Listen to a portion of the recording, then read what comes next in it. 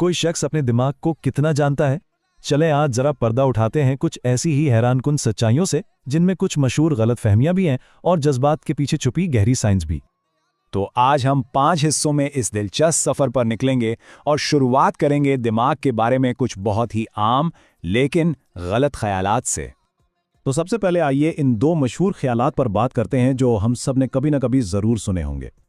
अच्छा, ये बात तो हम सब ने सुन रखी है ना कि जो लोग मंतकी होते हैं, हिसाब किताब में तेज़ होते हैं, वो लेफ्ट ब्रेन वाले होते हैं, और जो तख्लीकी आर्टिस्टिक किस्म के होते हैं वो राइट ब्रेन वाले।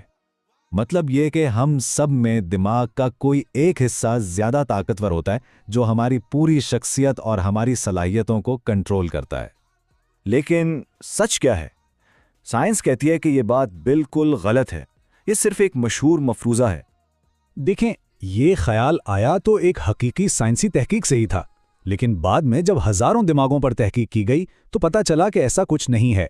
दिमाग के दोनों हिस्से दरअसल एक टीम की तरह मिलकर काम करते हैं और कोई एक हिस्सा दूसरे से ज़्यादा मजबूत या गालिब नहीं होता। अच्छा, दिमाग की इन गलतफहमियों को छोड़कर अब जरा जज्बात के जिस्मानी इजहार की तरफ आते हैं और बात करते हैं आंसुओं की। सोशल मीडिया पर एक बात बहुत मशहूर है कि अगर पहला आंसू दाएं आंख से निकले तो वो खुशी का है और अगर बाएं आंख से तो वो गम का है। लेकिन क्या ये सच है? जी नहीं, बिल्कुल नहीं।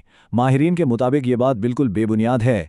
हमारी आंखों की नालियां इस तरह कोई फर्क नहीं करती। लेकिन यहाँ एक बहुत दिलचस्प बात है।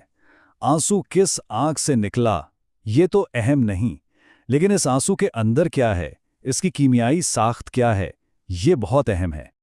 एक तहकीक में पता चला कि जब हम जज्बाती होकर रोते हैं तो हमारे आंसुओं में 24% ज़्यादा प्रोटीन होता है उन आंसुओं के मुकाबले में जो प्यास काटने जैसी किसी जलन की वजह से निकलते हैं। सिर्फ यही नहीं, इसी तहकीक से यह भी मालूम हुआ कि हमारे आंसुओं में मैंगनीज नामी एक उनसर की मिकदार हमारे खून के मुकाबले में 30 गुना ज़्यादा होती है।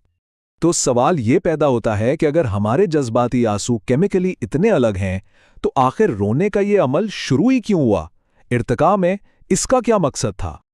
तेल अबीब यूनिवर्सिटी की एक तहकीक के मुताबिक रोना सिर्फ परेशानी की अलामत नहीं है, बल्कि ये दूसरों को एक बहुत ताकतवर सिग्नल भेजने का एक जरिया है, एक तरह का कम्युनिकेशन टूल। तो इससे ये पूरी तस्वीर वाज़े होती है कि आंसू इर्तिकाई तौर पर एक समाजी सिग्नल बन गए। ये एक तरफ तो किसी झगड़े को ठंडा कर सकते हैं और दूसरी तरफ आपस के रिश्तों को मजीद मजबूत भी बना सकते हैं। तो ठीक है, आंसू तो दूसरों के लिए एक सिग्नल है, लेकिन हमारा दिमाग खुद अपने अंदर के मुश्किल जज्बात जैसे कि फिक्र और परेशानी से कैसे निपटता है? एक बहुत ही दिलचस्प तहकीक में यह देखा गया कि